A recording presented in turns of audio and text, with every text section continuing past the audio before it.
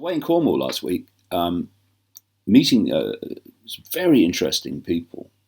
Um, and I spent quite a time with a lady called Sandy Ingham, who is a medium, who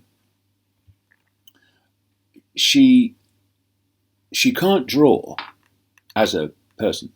She can't um, paint as a person. But when she goes into a trance-like state, some other entity called Leo, she calls him Leo, um, works through her and paints absolutely brilliant portraits of people who have passed from the human world, shall we say. And she's been doing it now for quite a long time, and I watched her do it. I'm fascinated by all this, me. So I watched her do it, and it was just extraordinary.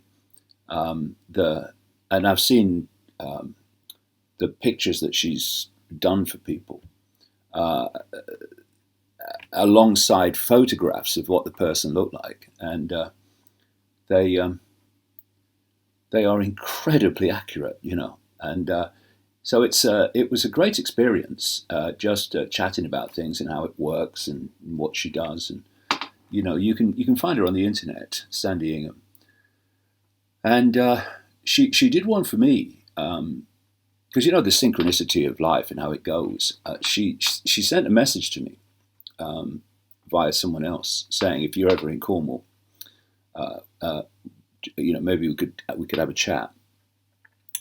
And then about a week later, she was invited to do her drawings at the Spiritualist Church in Ryde on the Isle of Wight.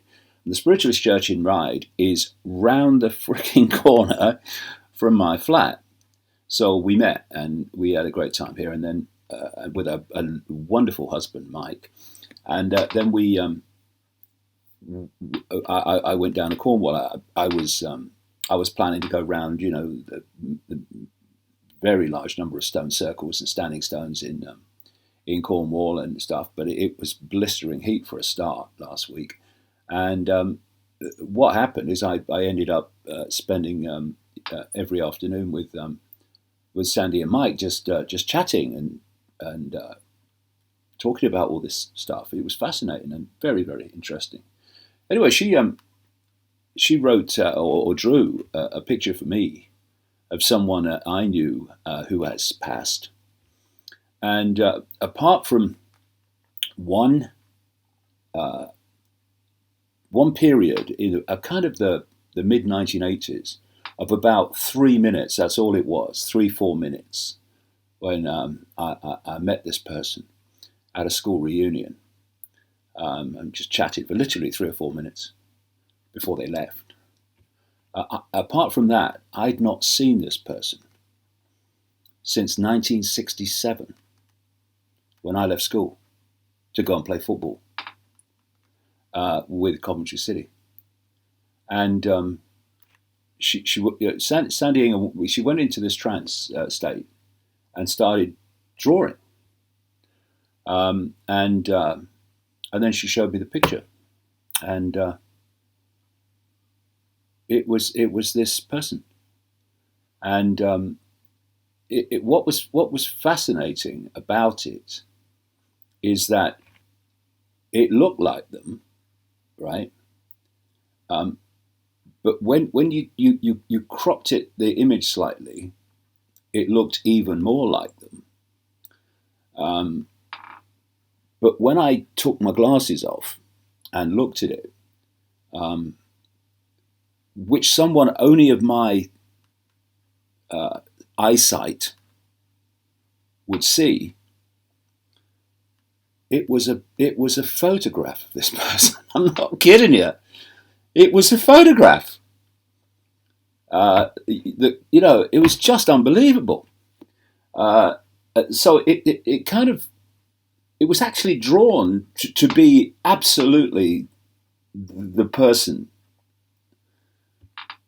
for somewhat of my eyesight, because I put my glasses on and still looked very much like them, but you saw all the the movement of the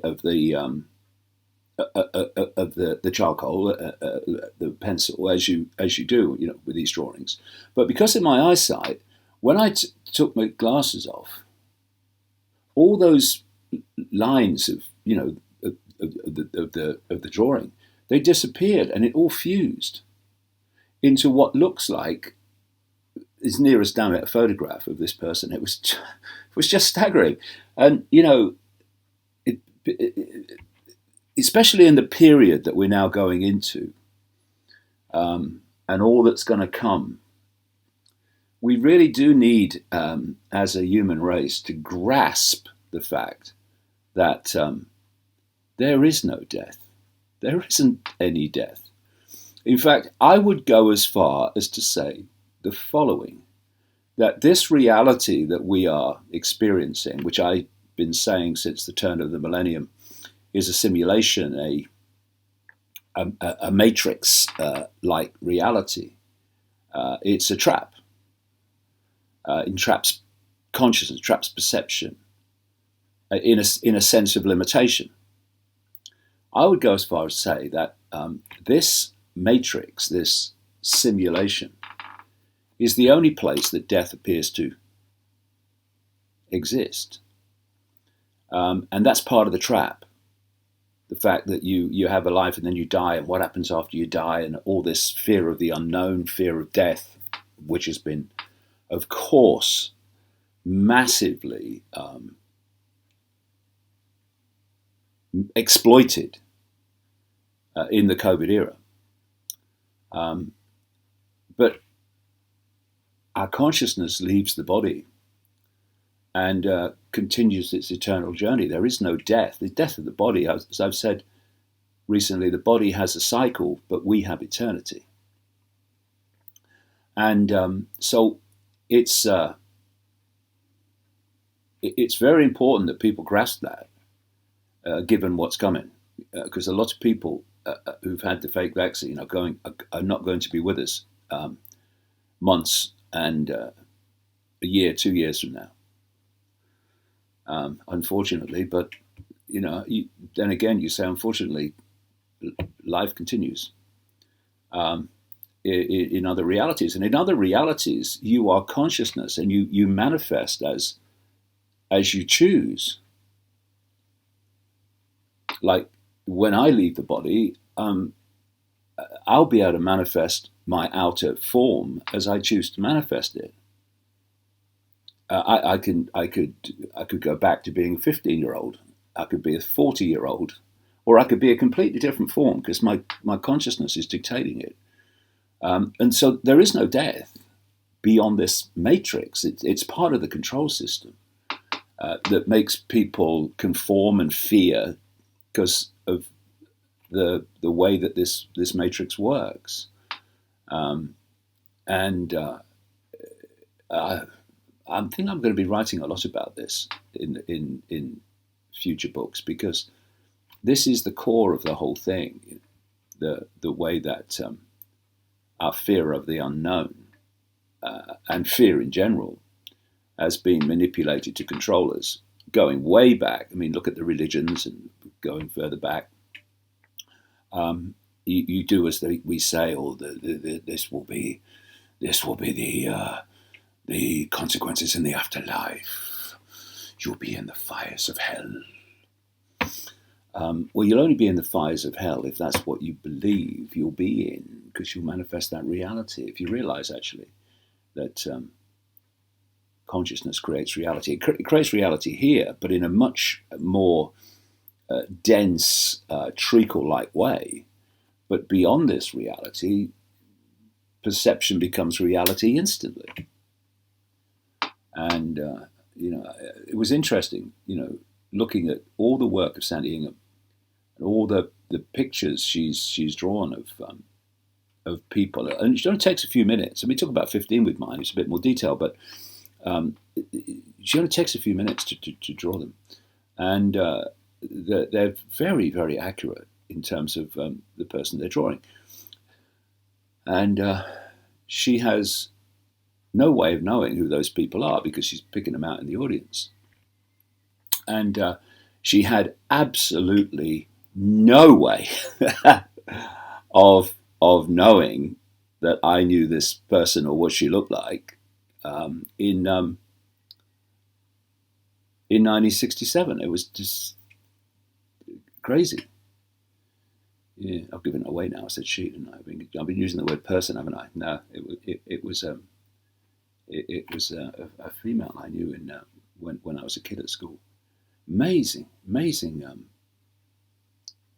amazing skill and amazing confirmation that death is an illusion, which the cult absolutely wants us to have.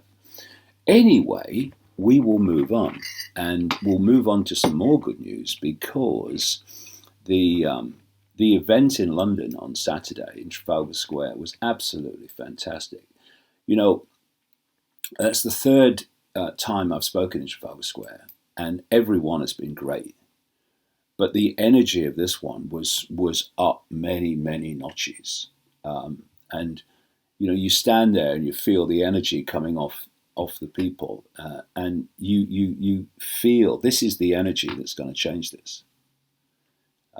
There won't be many people in that big crowd in Trafalgar Square on Saturday who will concede to the tyranny.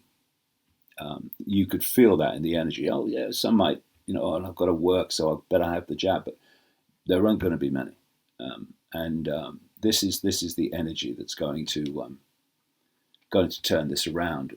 We're going to go through enormous challenges. When I say we, I mean those who refuse to submit to the tyranny and the fake jab. Although people who have submitted to it are going to go through enormous challenges as well, but of a different kind. And it was just magnificent. It was magnificent because of the energy, the love, the joy, the we're not having it of the people there. Magnificent. It was a memorable day. Congratulations to all that organised it.